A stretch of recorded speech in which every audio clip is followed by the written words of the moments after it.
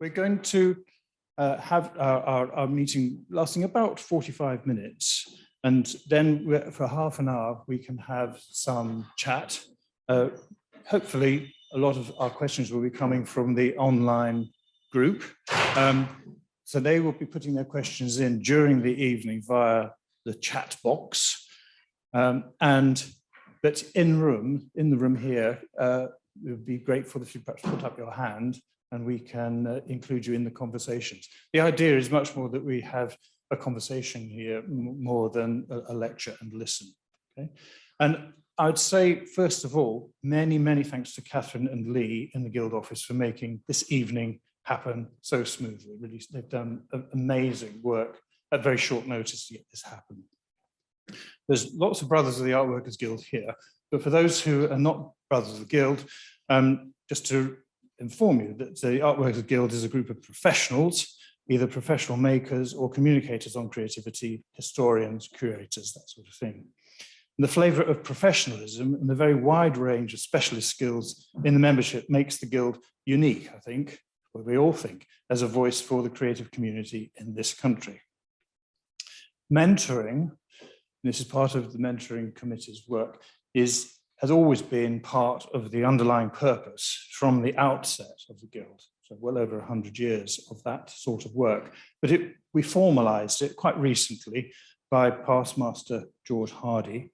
So we're now set up to encourage any potential mentees to approach us at any stage of their career if they're looking for a mentor from within Guild members. So perhaps that message can be passed around amongst you. Brothers of the Guild and others, please. We are here for people to communicate for any sort of help as you are moving forward. We're starting these webinar events in order to provide an open platform and forum for discussion about some general themes that concern or interest us as professionals. Some information for you going for the rest of the year. This evening is concerned with collaboration and team working, but we'll be having meetings like this every Monday for 8 weeks between Mondays, 8 weeks between September and July. And as you get familiar with what we're doing, you might want to be suggesting some themes or subjects which we could be exploring with you.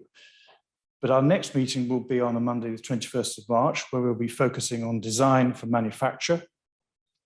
And on the 16th of May, issues relating to global engagement, which is very important for us at the Guild. We don't just want to be London-centric or UK-centric, we want to be a global influencing organisation.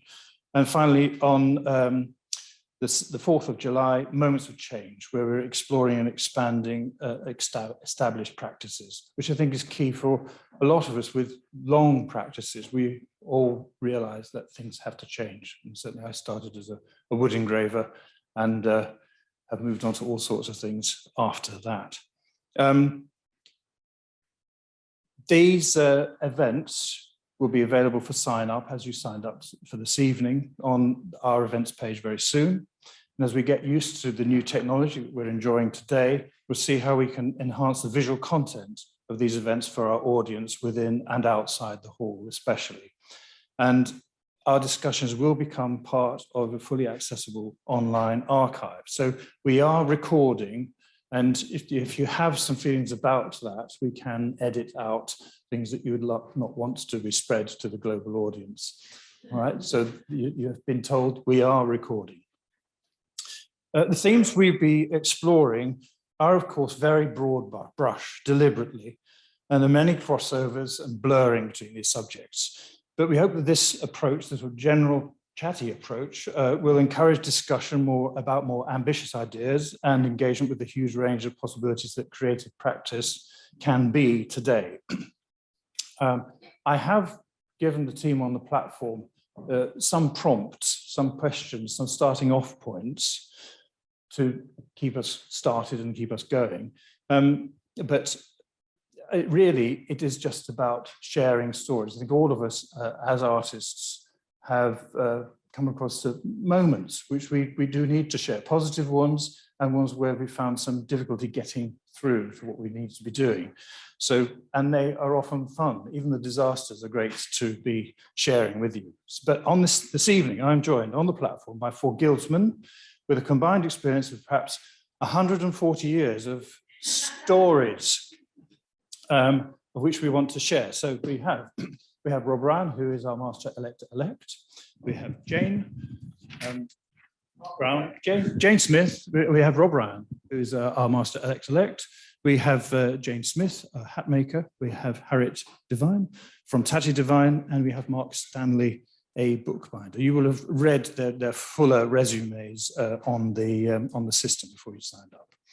So moving on to the subject of this evening, collaboration. So in an attempt to start you off, we've been long used to the community art project with the expectation that it will involve lots of people. We've learned that it is a good use of public money, that it is a shared experience, is also considered value. Now, these projects have further been elevated now in the public mind because several artist collectors working in the public sphere have won the Turner Prize. So just a kick-off question for you, you have been alerted. Is collaboration the safe option for commissioning bodies? I'm going to sit in the middle. Who would like a...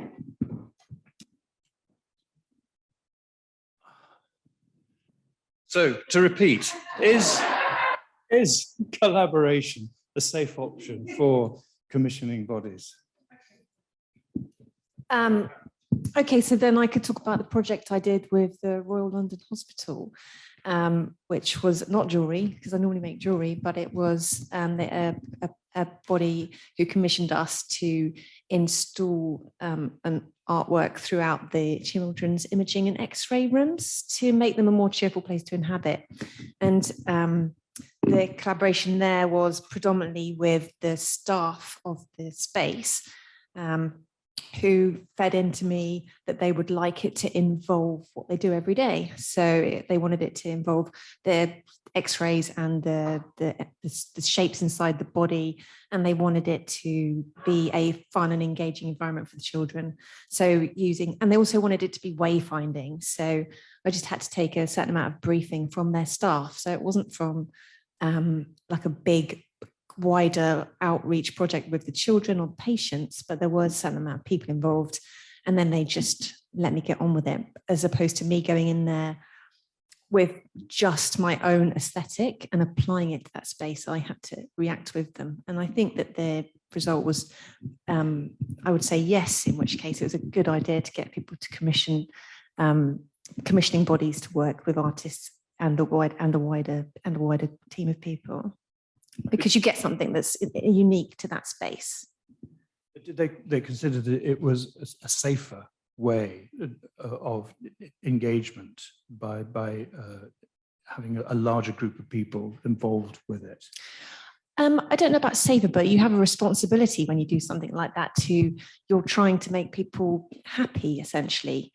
And what makes me happy might not I don't have to work there every day. So I need to listen. It's really important to listen, isn't it? When you do anything, essentially, and respond.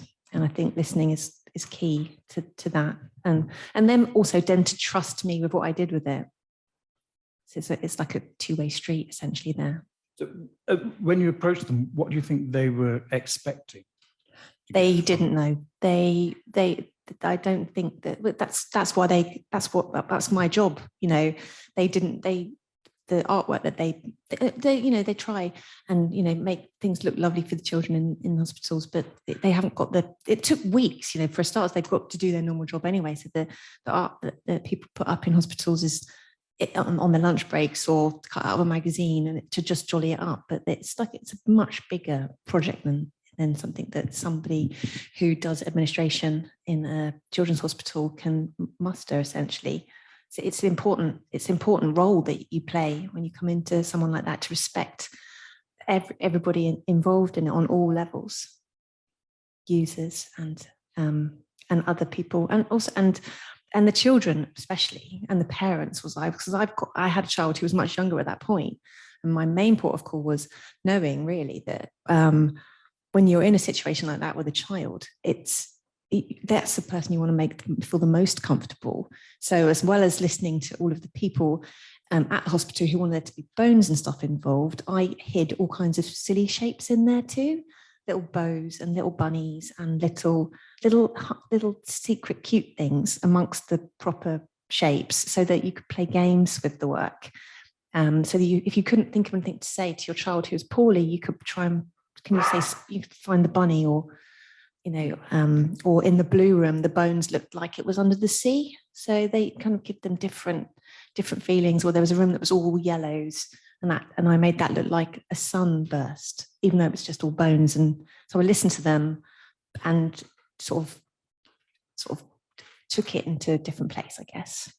So really the collaboration was with the audience, in a sense, yeah. rather than the collaboration between the team that was producing the work. Yeah, because I mean, the team that was producing work was me, essentially.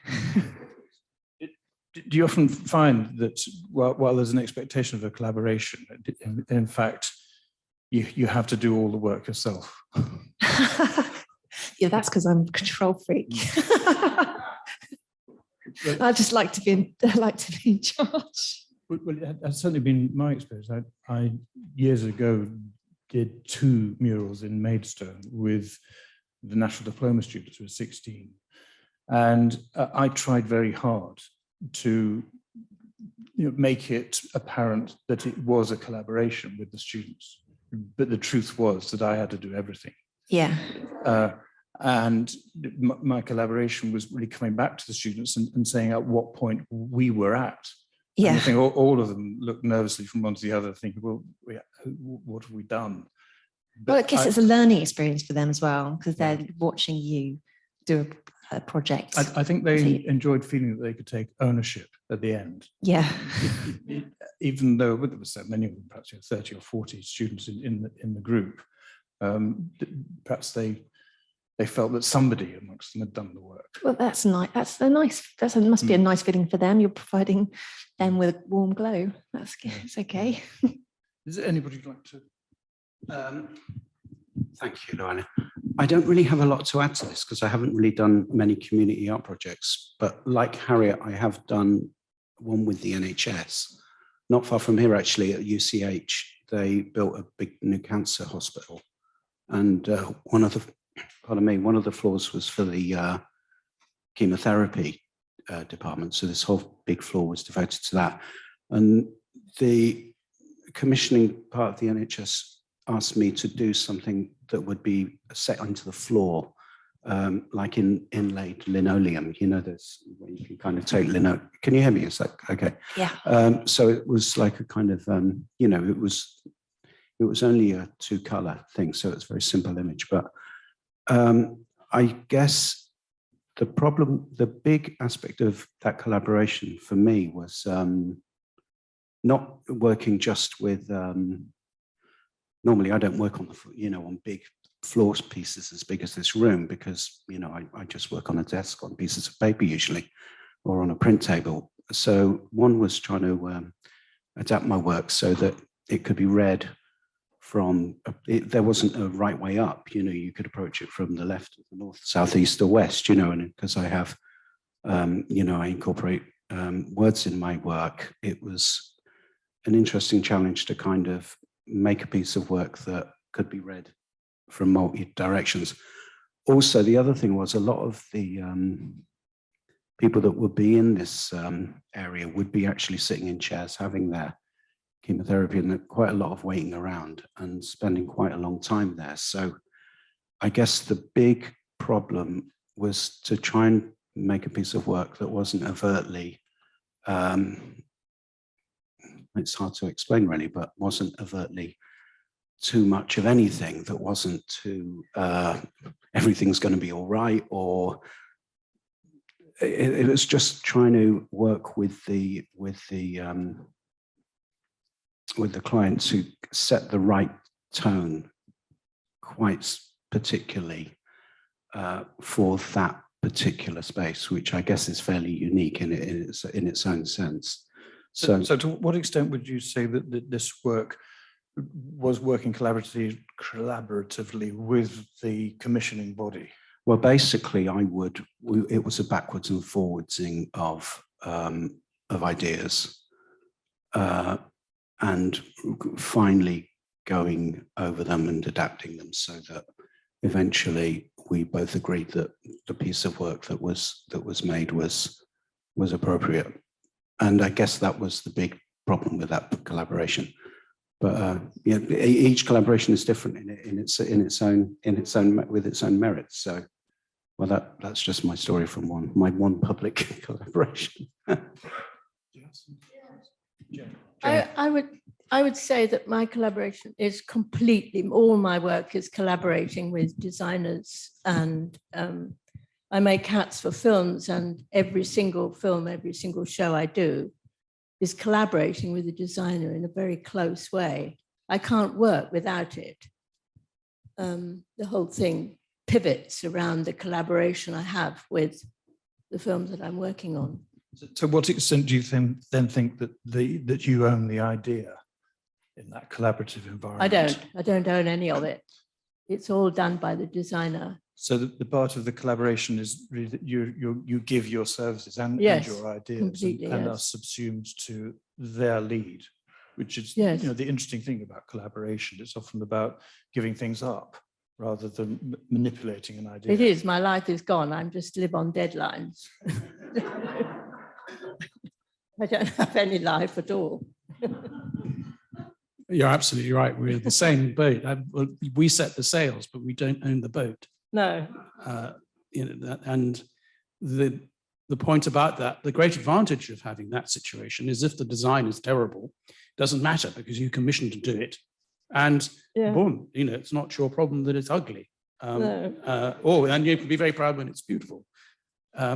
But I thrive on it. I completely thrive on this collaboration with the designer and with the costume assistants that I'm doing for the film. It turns me on completely. So I couldn't live without it, those collaborations. That is my work. But it is very demanding, but completely my job. In this question, the hoary question of creation and currency, sort of the money word, does there always have to be an intellectual property loss when you work collaboratively? What do you mean?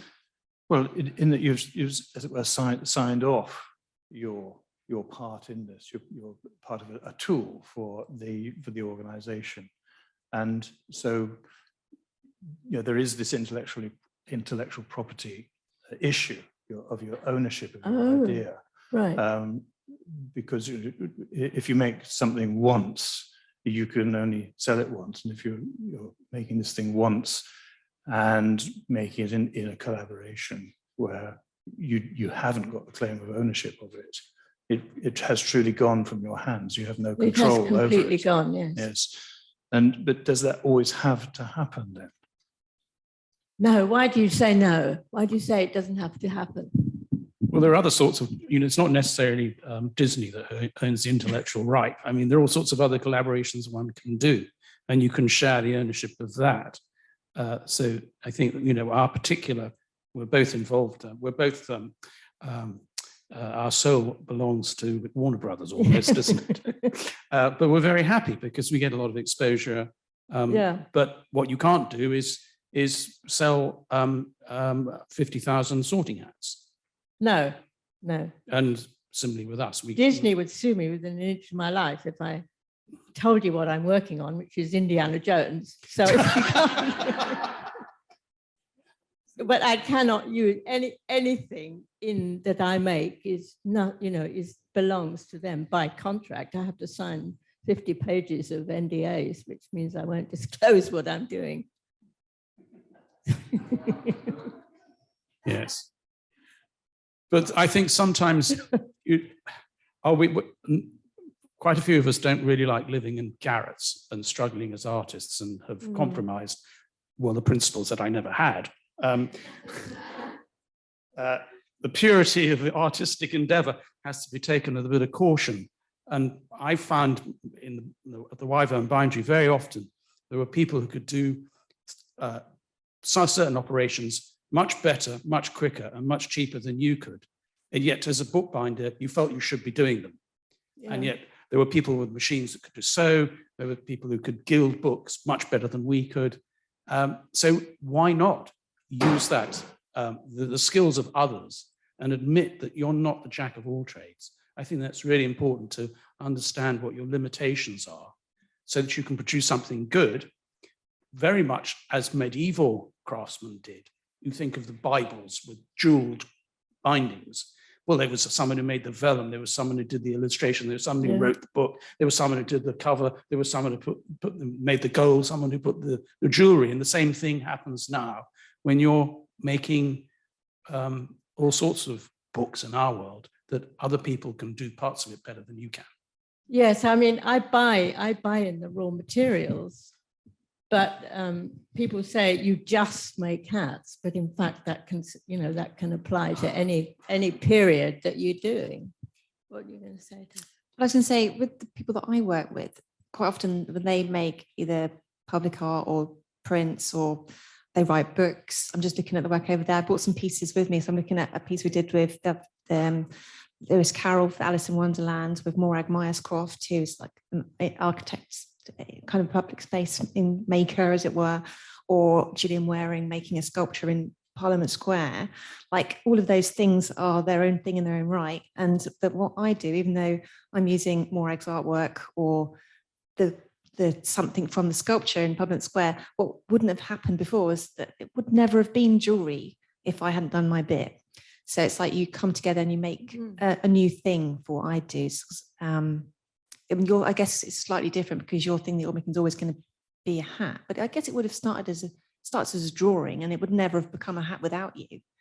So it's like what you bring to it is completely unique. And like, as much as that person has got a vision for that the hat that you've made, when you make it a real thing, the way you tuck that little bit, or the kind of material that you've got in a box you've had for 50 years that's just worn just perfectly, or what you rub it, I don't know, the way you stitch it, it will bring it to life in a different way that any other human being would have made that hat. You're going to bring a tiny element of your skills and yourself to it. It's more than just you're more than a manufacturer, essentially, as a craftsperson, when you work with, even with a designer, essentially, because you have this tacit knowledge of what you've done for your entire career, or everything you've learned from your parents or whatever. You're bringing that to it as well. And I think when you're working with somebody, like you say that you love it and you thrive off it, and that's the passion, essentially, isn't it? What's so lovely about working with other people is that it's exciting. I love it because it's like, throughout my entire career, it's just made me meet loads of cool people. Like, from the right get-go, when we were very at the beginning of our career, it was just like, we used to just collaborate with my friends, and it just happened that my friends were like cool people in bands. So then that made my business start, essentially, because some random jewelry that I'd made was in Japan, or was on stage with somebody, and it's natural to work with other people, because people are, unfortunately, the last 2 years it's been hard, hasn't it? But it's really highlighted the fact that we need other people, and you bounce off and you bring things together, and then you create something that would never have existed before, for sure. Like, because my own handwriting for my own work is completely different to how my collaborations look. And when it's good, it's easy. So you love doing that work with people, love doing things. It's just, it just should be, if a good collaboration should be an easy project to do. If it's a struggle, then you're probably not working with the right people, because it should bring you joy, essentially. It's not really part of my professional career, but I remember when I was about 16, I was really into music, and punk rock was all the rage, and I liked messing around with Letraset and drawing, and so I thought, all right, I'm going to make my own punk fanzine. And of course, I tried to rope in my friends to help me as well, and we'd go and see bands and write reviews and try and take photographs. And of course, I ended up doing all the work. All my friends just wanted to go down the pub or they weren't really into it. The collaborative project was a disaster because it was really just fueled by me. I think it's important to think about things like that, because you only hear about the successful collaborations when really there's so many kind of desperate, as an individual wanting to make something happen and trying to bring people in with you. It's so difficult to find the right people that are on the same wavelength as you.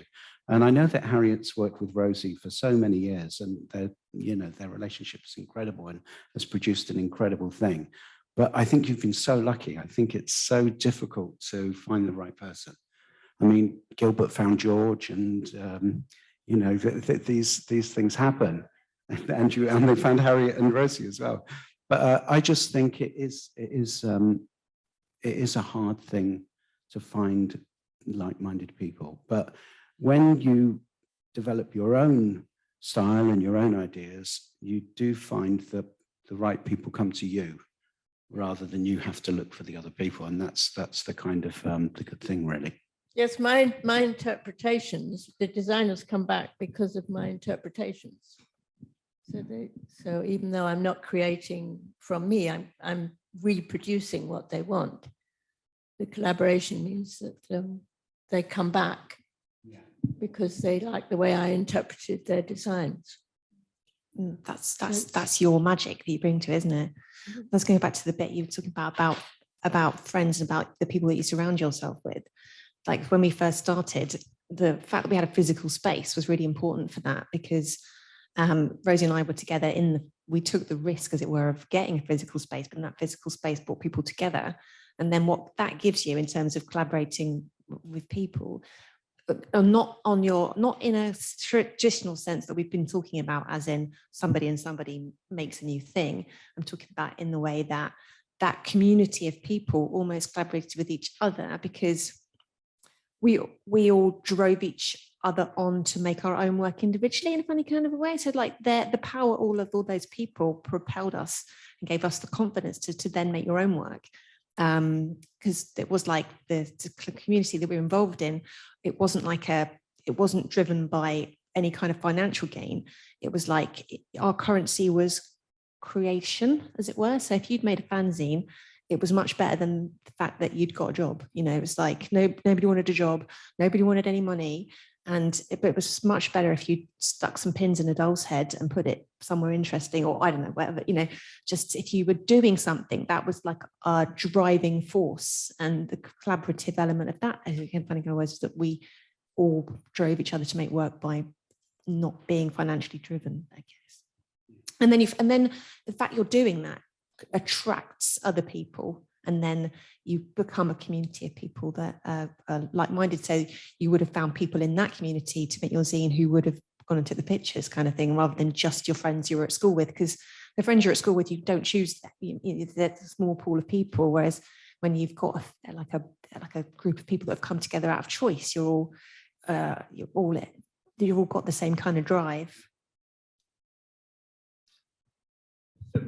Would you say it's a question of collaborating, or rather gathering together a team of people who have different skills, but skills that you then realize have a purpose, and it's you as the leader of that collaboration who has seen the purpose that particular skill can start to move the project into particular ways?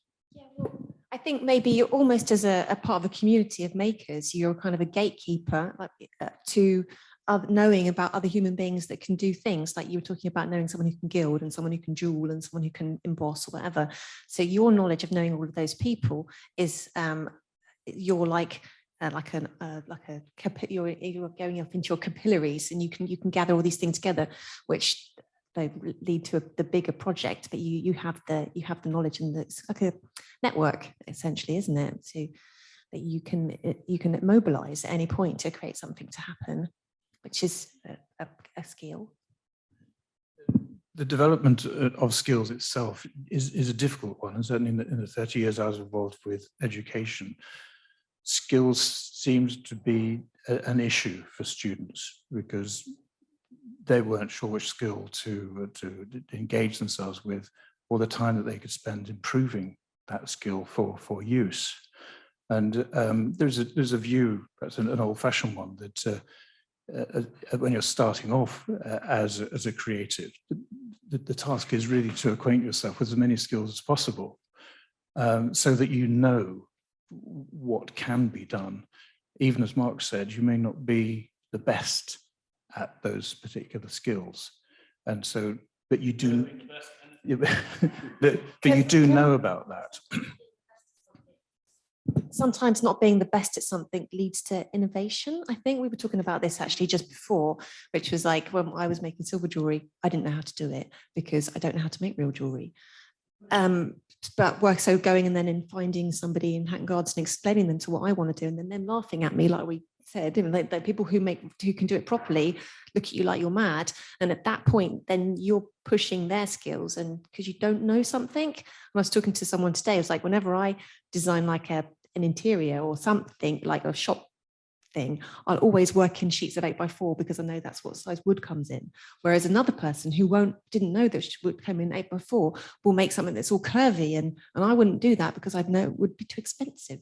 But so I'm working within like a limitation of I can physically make that with an 8x4 sheet of wood and a few screws. So I've got limitation. It's weird, isn't it? You have limitations based on your knowledge, and some people you can have like more freedom if you're naive. So if you move from one area of expertise into one where you don't have any expertise, then you can invent a shop interior that's all like wobbly and weird because you only are limited by your imagination. So I wasn't limited when I did like the work with Rob by knowing how to make silver jewelry. I just made out of paper and expected them to be able to do it. Can I say as well that in fact the colleges now, it's really, I taught for over 20 years in different kinds of costume colleges and theatre colleges, but it's extremely difficult now you have to be very determined if you want to make things with your hands. Even the sculpture departments at the Royal College they don't carve, and they don't even use clay. It's really hard to find places where you can make things with your hands. You have to be extremely determined in yourself if you really want to do that. So that it really, I don't know where it's going to go, but it's something that people you can't find it easily. The skill I did, you can learn it in about 3 colleges in the country. I think somewhere along the line there's disconnect. The people with the money don't understand the value in that, and they don't understand that you need to know how the materials knowledge. I don't know how you could be an architect and not know what happens when at what point you snap a piece of wood.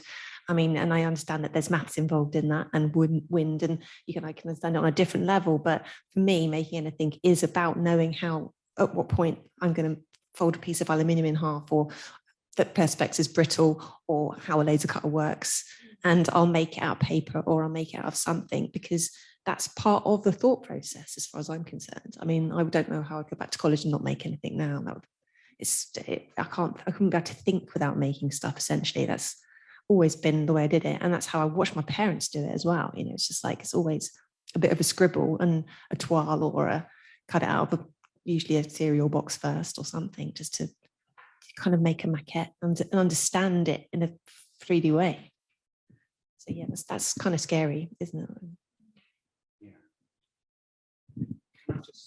I could just add to that I think one of the things is, my experience of collaboration is I work principally on two-dimensional pictures, and very flat cut paper and screen printing. And my collaboration is generally transferring that into 3D, whether it's on ceramics or fabric or, an installation. And one of the first collaborations I did was, because I essentially was a fine artist, I never collaborated with anyone until I was about my late 30s. I just worked in a studio and had exhibitions in galleries and worked on my own, which was fine. But when I did start working with other people, one of the first jobs was I had to do the window displays for Liberties, the shop in London.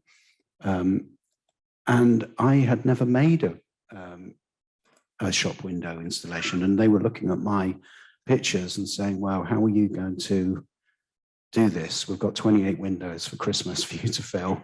And I thought, oh, okay, I better get started. And they did have a manufacturer who was going to make up all the things. And essentially, I didn't really know what I was doing. And I should have really listened more to, I should have not been so forceful myself. And I also think that the manufacturer should have possibly been a bit more forceful to me and said, look, Rob, this is what you do best. And let's work with that instead of me having all these fanciful 3D ideas. It was okay, but I realized once it was over that no, it would have been much better if I'd kept it much simple. But really, it would have been much better if I'd have really understand what it was that I was really good at and what was the best thing that I was bringing to it and concentrated on that. So that collaboration was an early collaboration, but it did kind of start me off on a kind of quite an uneven footing. Would you say the collaborative approach then is about finding ways to negotiate? I think it's about listening to people who are better at doing stuff than you are, because I can bring what I do to something and then I meet somebody and they are going to produce it with all the experience that they have from doing that. And all the best collaborations on where things are being made are when I trust the person to respect my work and they respect my work enough to let me trust them to do what they want with it. And there's a kind of a sliding scale there that is quite wide. So very happy to, well, what's that? And I guess from experience, you kind of learn to weed out the people that really know what they're doing and the people that aren't in it for quite the right reasons, i.e. they're following a shopping list of things that they think will make them money rather than, or sell a product or something rather than following the spirit of my work, you know. Yeah, no, that element of conversation, essentially, the backwards and forwards, that works on all different levels. Like, because like everything I do starts with talking with Rosie, essentially. Like that's how anything starts. But then working with outside people, talking with them is always how it starts. It's just listening, like in all the projects have all been about listening, essentially. And then, you know, helping that person, like I'm going to talk about Morag, the Morag Myerscough thing now, because that was going from working with something quite monumental to working with something small. And just like I like the process when I can gather all of the imagery and then just do my bit, as it were. But it was interesting working with Morag, where we had quite a lot of lovely meetings, and she did drawings and things where she like learned to think on a smaller scale, and how that because I was just explained to her what I would do, which is you have to imagine this part of the body and how it moves, and how that you might hug somebody, or how you might move your arm up, or like all the things that I think about that you'd never think about when you were building a pavilion, you know, essentially, and that needs to be not blow over in the wind, which is, you know, when I'm making a big thing that goes outside, I'm like, oh God, it's going to blow over, and someone's trying to help me make it not blow over in the wind, because I don't know how to put holes in something or understand that. So it's just nice when someone wants to join in, essentially, and kind of take that through into the little. But essentially, I think that's the skill that I would bring to it. It's like taking something from her realm and making it into my realm, and it's like the transition between the two, and you can make it move across through spheres and still have the essence. Essentially, what you're trying to keep involved in the project is their own handwriting, but without overpowering it with yours, but making it like the stuff I do is like still distinctively satisfying, but you are respecting and holding on to the essence of the other artist's work within your work, like whether it's through materials, whether it's like in that project we used wood and paint, you know, print and paint wood, because there's some colors you just couldn't print, which was, you know, it's difficult. So sometimes when you're making your own work, there's things I know are going to be a headache, and so there's things I will avoid doing because I know in production that my staff will struggle with it, and I don't want to make their life hard because I know they're going to have to go outside and spray paint a sheet of wood, and it might be raining that day, but we need to spray paint the wood. So there's, it's going to be just a faff. Whereas when you're working with someone else, like, well, you have to paint the wood because it's got to look a certain way. So you push it in different ways and do things that might be more difficult for you. And that makes something feel, it makes something fresher than indifferent. And that's kind of, it's fun. And also it's fun to talk about too. So it's like, with me and my customers, essentially, they love what we do, but it's always lovely. And it's necessary nowadays to have something to talk about like all the time. So, and I do 2 big collections and then 7 small collections a year, and which is quite a lot of brand new jewelry every year that I have to invent out of some kind of ether. So it's really refreshing. So to like have these like moments in the year where what we're talking about is someone else's work, because it also what it does for my business is it aligns me and my work with what I believe to be good and good people in the world, and it's like it sets a tone, if you like, for and it shares with other people and highlights other people's work. Thank you. I'm just thinking about the time we've got. We are at our 45 minutes. So just one really final summing up question: does the team on the platform perhaps think that a collaborative creative enterprise is perhaps the best way forward for those starting off on creative careers?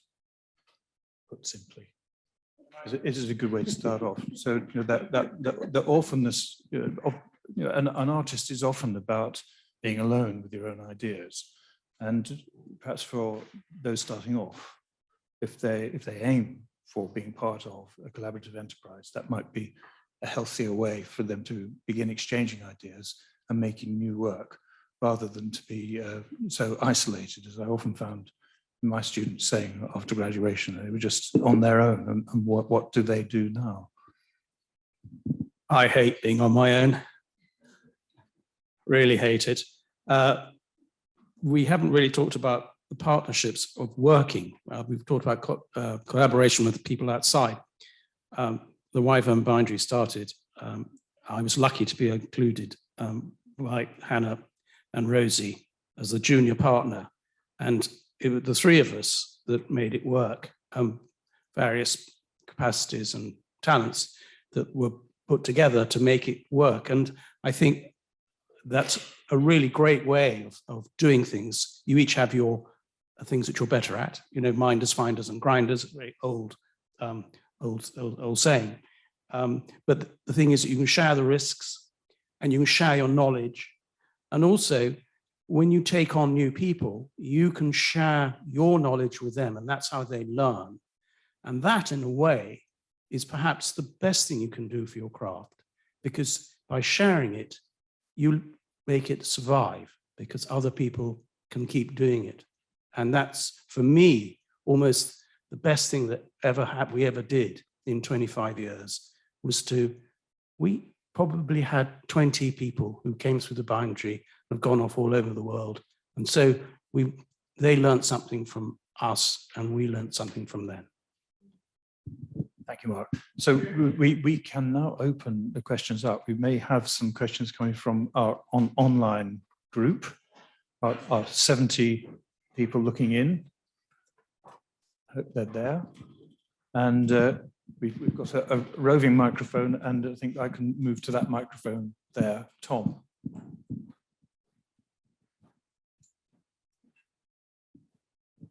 Do I need to say my name? It's Tom Ponsonby. I wanted to ask Jane why it is that it's so difficult to be able to make things with your hands at the Royal College of Art, etc. these days.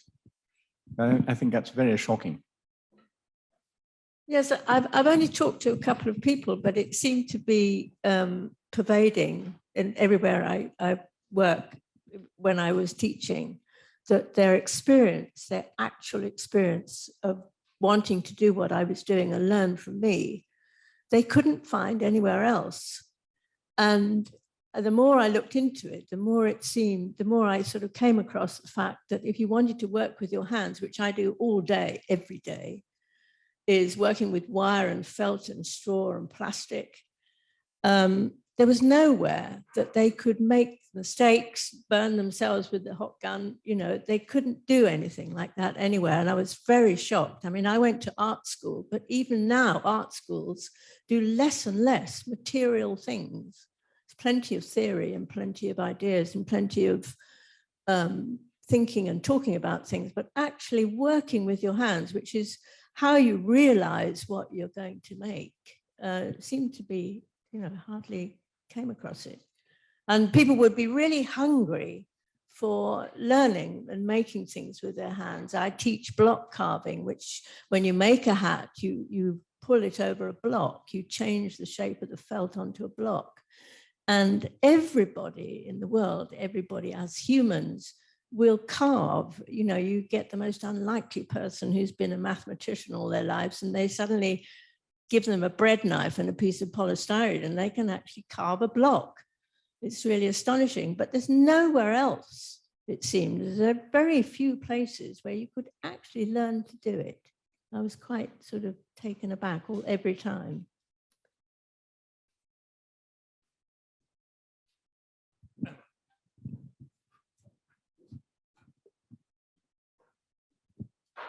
I was just going to add to that. The question surely is why? And in part, I imagine that as specific to higher education and the way everything has to be marketized, and that it becomes, you know, materials cost, and also the kind of time involved teaching those practical skills. I mean, there's a similar thing in academic teaching, that the kind of the more skills oriented things like writing essays is hard. You know, skills is perhaps the hardest thing to teach and the most time consuming and the most resource intensive. So the issue is, I'm sure there are wider issues with the denigration of manual skills, but I think it is to do with very particular problems about the marketization of higher education. But that isn't really relevant to the question we're supposed to be discussing, which is collaboration. So that was just a footnote, the previous one. Well, I would say actually materials are an important beginning for seeing what is possible. And I had the pleasure of, I think, running for several years a project with the 16-year-olds using the benefit of the Maidstone scrap store, which was a wonderful thing. It was simply a collection of good stuff that couldn't be thrown away and needed to be put in a shed for the use of schools and colleges in the area. And you could go there and fill many supermarket trolleys with things that people had thought could be useful in some way. And it certainly was a great catalyst for collaboration for students who had not made anything out of anything with anything for a very long time. And it was a liberating thing for them. And of course, the delight of working with 16-year-olds at that stage is that the potential is absolutely enormous. And several of those students have gone on to have very important careers as makers, just because of that short-term idea of Maidstone Borough Council to provide a place for stuff that shouldn't be thrown away. At one point, there was an entire orchestra of musical instruments dumped there, which they were unplayable, but they made wonderful artworks and really inspired the students. And you know, it was a spirit of collaboration, because the students could see what someone who they felt had no particularly greater knowledge or expertise than they had, how they could transform something into something else that was special and unique.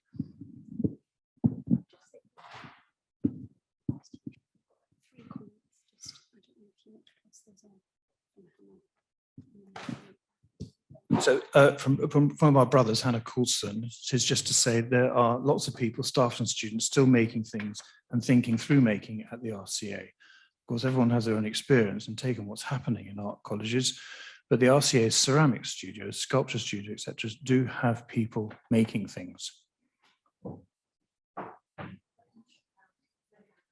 But they have shut the foundry, apparently, Harriet says. Yes.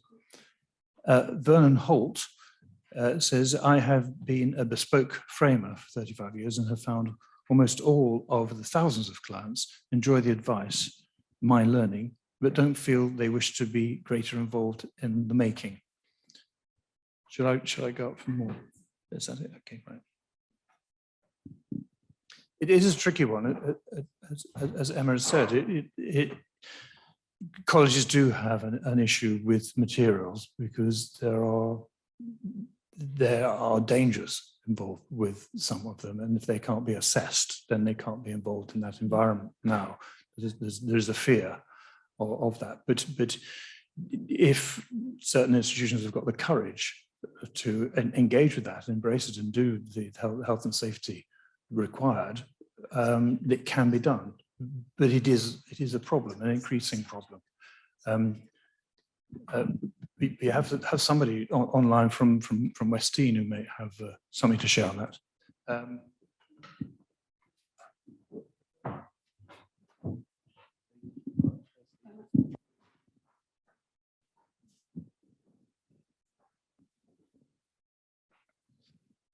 Hi, Rob Kessler.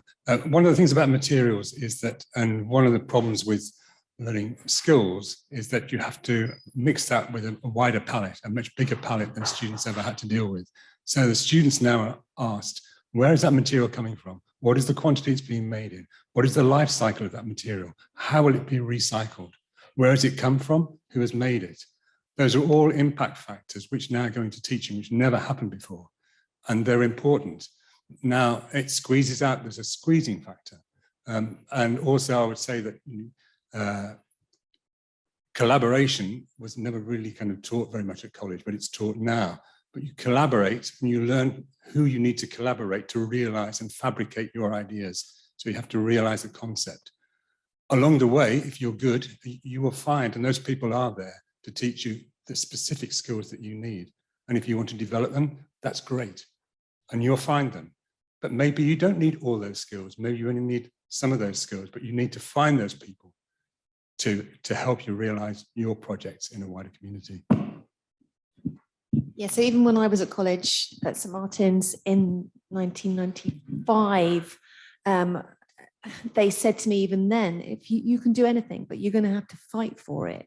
If you want to use a photography studios in another building, you can, but you're going to have to go in there and like bang a drum basically to make sure that you get involved. You have to be really proactive to be involved.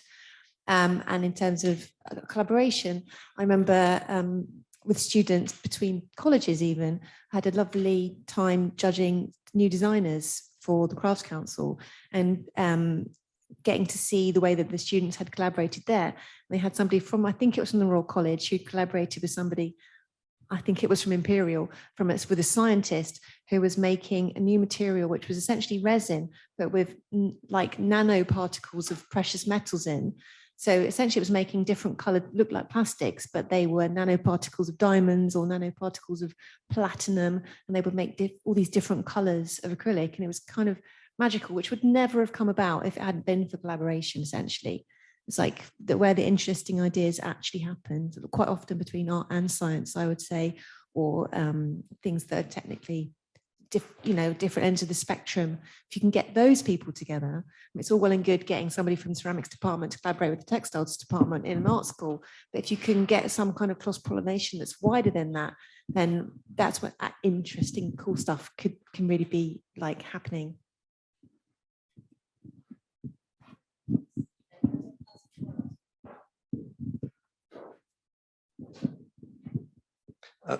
Richard Griffiths. I wanted to just test the idea of what we mean by collaboration a little bit, because at its worst, collaboration is being a traitor. Let's face it. And so I'm an architect, and collaboration is inherent in my work. The scale of the project means you need a team of people to do anything, and the aim is something which is creative, which is beyond what you can do individually.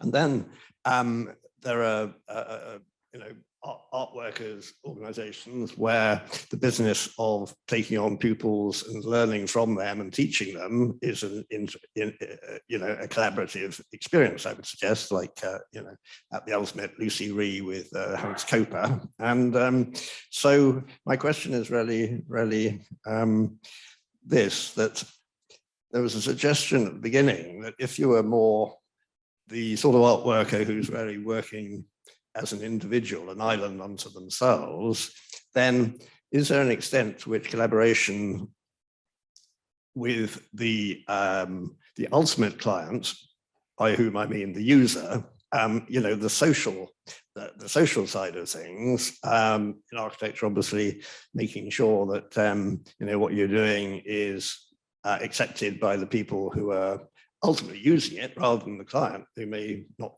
use it, what does that, I mean, can that process of social engagement be itself collaborative, and in what way? If you follow me, I mean, that's the question.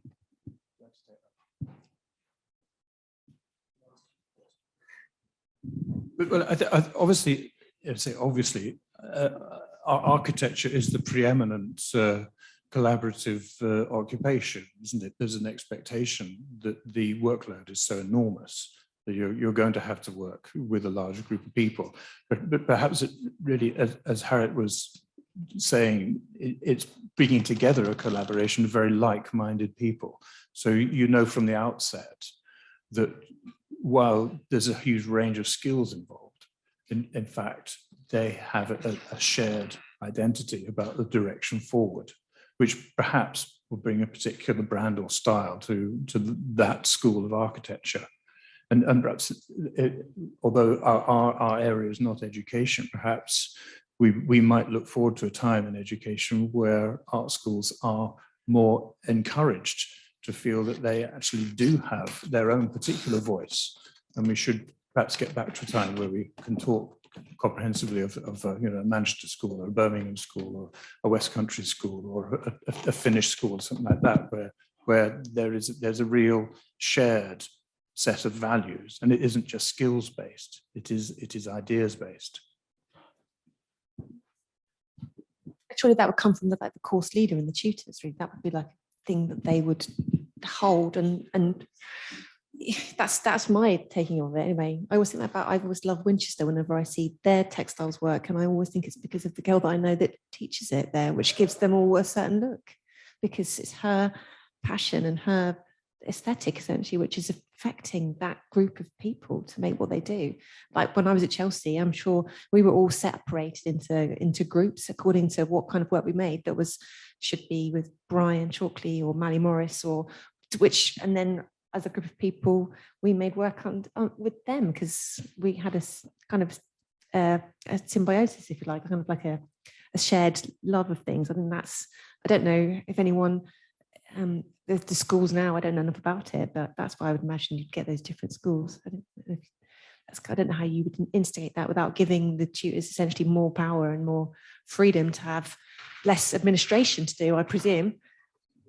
Yeah, and to go back to the question about the architects and the artists and the people in the community, I think as architects it's quite important to make sure that you're, I guess, commissioning the right artists who can handle the people that are going to be the users sensitively, take them on board, but also just provide aesthetically what the building needs. So as that collaboration, as the artist in that situation, you're collaborating with the architect to provide something that's going to suit the needs of the building, and you're sensitively handling and listening to the people who are going to be involved in it, who might not have, you're like an aesthetic stepping stone between the two worlds, if you like, and essentially you need to make sure everybody's happy, because someone's paying for it somewhere, who is well, if it's for the public service, for public, it's that people, the council have a responsibility to make sure that someone likes it, or they're going to get a lot of backlash, which is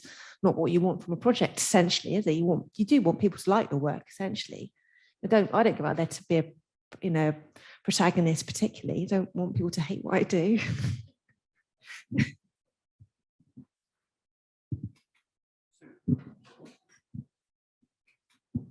Hi,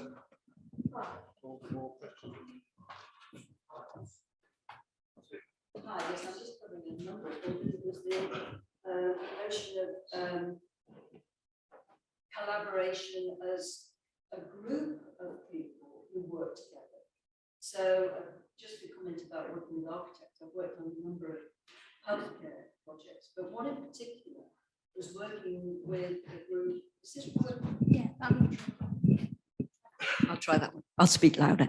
A group called Taking Place, which is a group of feminist architects and artists.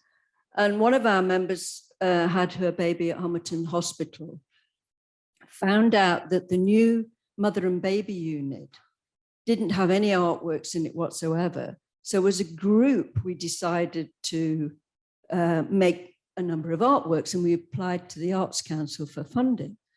And the project I worked on was to do with the cutting down of the tree, which was what all the women who gave birth looked on as they were in the birthing unit.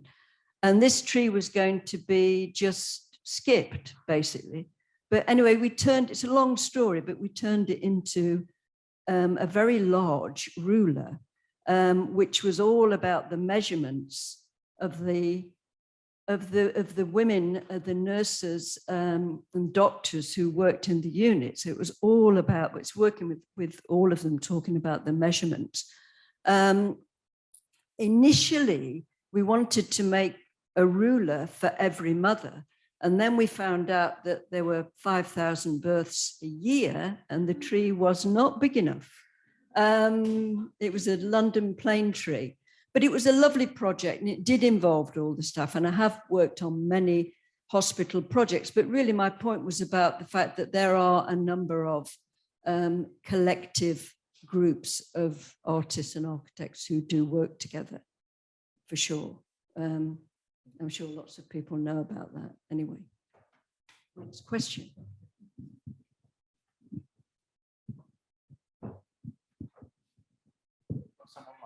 We've got a few comments coming from our online audience.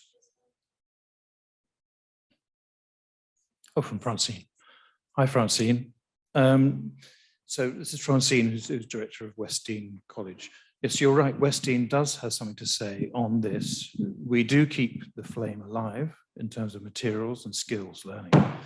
It's expensive, though, and generally something this country doesn't want to pay for, as we try and drive down the cost of higher education. Fortunately, Westdean does offer lots of bursaries for students, including those at the big universities like UAL and UCA, to come and learn specific skills that they can then feed back into their practice. On the issue of sustainability of materials, that's a subject of a big collaborative project we're doing, and something I'll be interested in talking to you in the Guild about more in the near future. So there are things happening at some institutions, which I think is a good thing to recognise. And I think all of you know at Westdean it is known very much for its making and conservation areas. A few more comments. So thank you, Francine. This is from Caitlin Allen. As someone who's currently pursuing a master's degree at London College of Fashion, I agree with what is being said. We do an entire lesson on collaborative challenge, where we work with students from other master's programs. However, it would be extremely interesting and productive if we could do a collaborative challenge partnered with experienced makers like yourselves, as opposed to collaborating with fellow students. So that's, did you want me to go on for other ones? Scroll down. So from Catherine Coleman, yes. I learnt to engrave glass, too late to blow my own well enough. I depend on blowers to make my glass to my design. What I think is essential is to acknowledge this and always give the name of the blowers. And that's certainly a good collaboration, isn't it?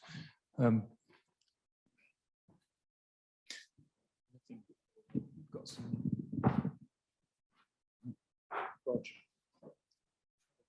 Thank you. Roger Niebend. I just thought it would be interesting. We talk a lot about what are the conditions for successful collaborations, but we talk much less about what are the conditions for unsuccessful, what are the characteristics of unsuccessful collaborations. And I think that's one of these sort of untold stories of things that are worth documenting or thinking about, but which often get lost.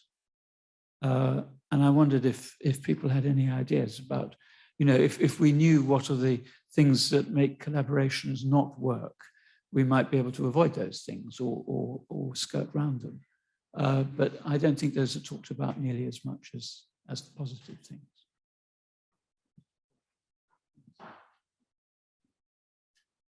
Thank you, Roger. Kate. Actually, it was a little bit of a follow-on to what you were just saying, because we talked a lot about collaborations with communities and other sorts of collaborations, but I was quite interested on a personal level, how you dealt with working with other strong artistic minds who perhaps have ideas quite different to your own, and how you would perhaps manage that situation without limiting your own integrity as an artist.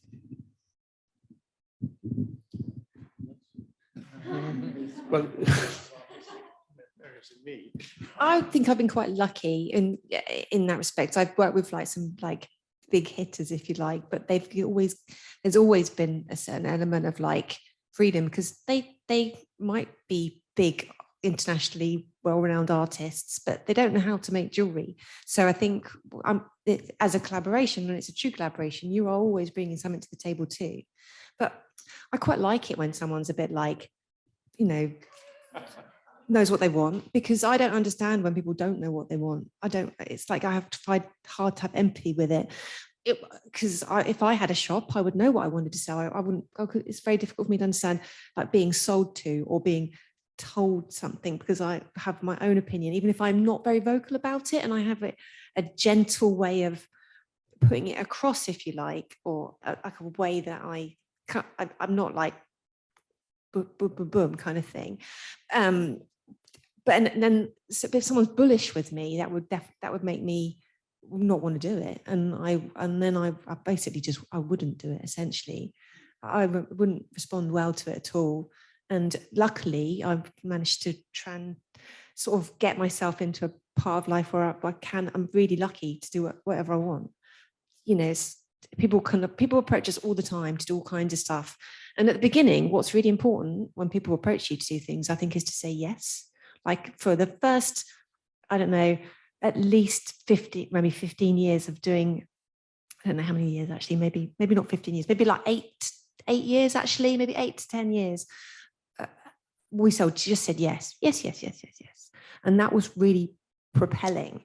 And then what was really important for the next stage was to learn how to say no.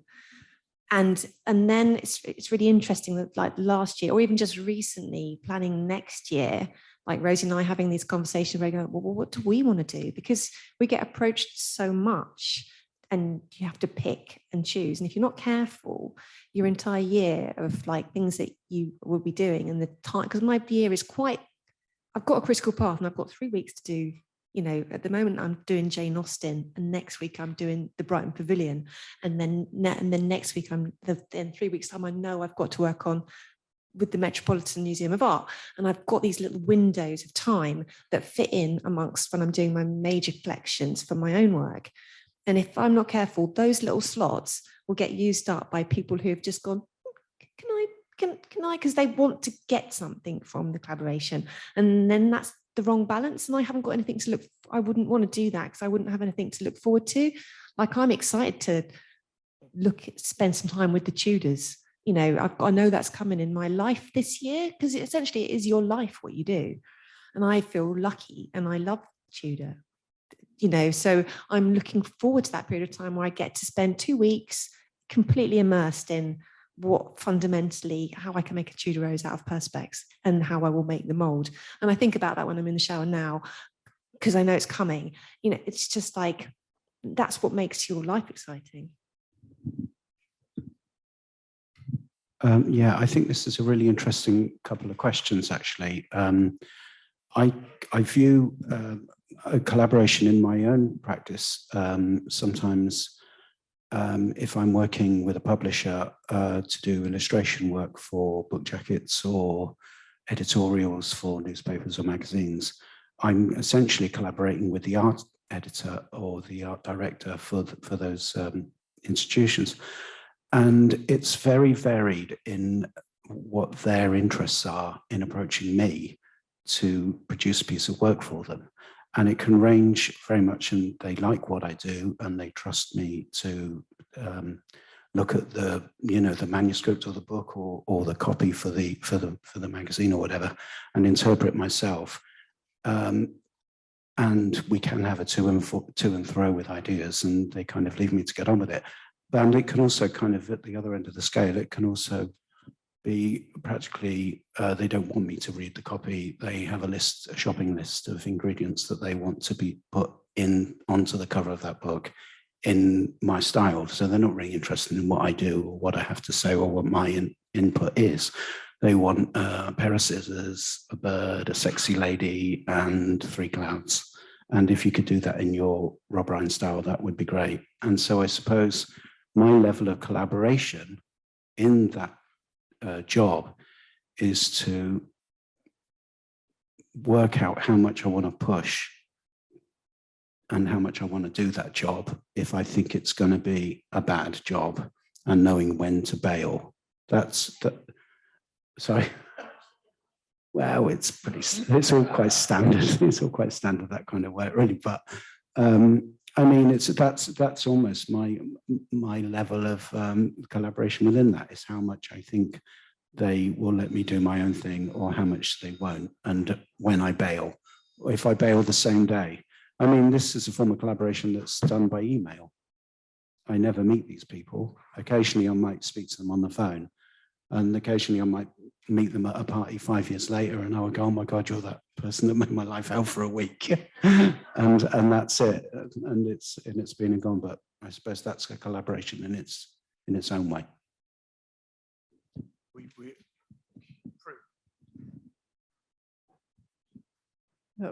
Prue Cooper. These are, I keep thinking all the way through that these are people skills. How do, I'm 75, I'm just beginning to learn those skills. I wish I'd known them 50 years ago, which I absolutely did not. So, I mean, it's not really a question, it's just a sort of an exasperated comment. It's, all the things that you've said, respect, listening, etc., diddly-diddly-dee, these are all people skills. Judgment, how do you judge people? How do you judge who's going to be a pain in the neck? And so on. Those are all people skills. Don't know what you do. So I'm just going to add to this, is that the way me and Rosie work is quite interesting in that respect, is that Rosie does all that bit. So she does, because not the boring bit, it's not true, because she loves doing that bit. Like, in terms of the way our relationship works, we have this thing where we say, I make things and she makes things happen. Yes. So she gets the email, and she can write the email eloquently, and she can organize the meeting, and she can speak to them, and then she can work out if they are going to buy, however many units they're going to buy, if it's a real going concern, if they're, I don't know, just all of that stuff that she does, and can reach out. And, we're going to do Frida Kahlo this year, which is a great opportunity to work with Frida Kahlo Foundation. But like, they had one meeting, Rosie managed to get hold of her, which is just the skill she has, got hold of women from Frida Kahlo Foundation. And by the end of the meeting, the woman said, well, at this point, I would normally ask you to send me a proposal, but I'm going to send you a deal because of whatever she said to her. Whereas I'm not even on that call. What I've been doing is just I've been to the Crafts Council and looked down all of their books about like pre-Columbian art, so that I'm just immersed in another space, so that I can bring my bit, and then she brings her bit. And as soon as I've done it, and I'm all about the product, and almost as soon as I've like given birth to it in a funny kind of a way, then I will just let the rest of my team run with it, because I can't be doing any of that other stuff. I can't. So I'm like, it's like I've done it and I've given it, and now I'm really lucky to have a team that will do all of the shenanigans around making it actually happen. But I want to do all the creative, so it's like I'm just very lucky I get to do all of that immersion, and then I also get to do the storytelling, which means I get to take all the photographs of it and make the imagery around the product as well. So I get the two fun bits as far as I'm concerned. Thank you. We are approaching the end of our time, when we have to let our online community go. And for those who are here in the hall, we have our refreshments in order for us to be able to chat together and be able to leave comfortably at 8:30 as was arranged. But thank you ever so much for coming here and being part of our group within the hall. And thank you too to the online people who outnumber us massively. I hope that those online have got a great deal from this discussion here and are already looking forward to our next meeting here in around 8 weeks' time. It would be very good to see you here at a distance, or perhaps those who are online at the moment might feel moved that it would be lovely to be part of this whole community for the next meeting. But I think those last words really about collaboration being essentially a people thing, rather above and beyond everything else that we think it is, skills, ability, talent, that it is about meeting people and discussing and seeing ways forward and promoting change, really, about what we are as professional creatives and what we can be as professional creatives and how we can maintain and keep those special skills for growing for us and for developing for future generations. So thank you.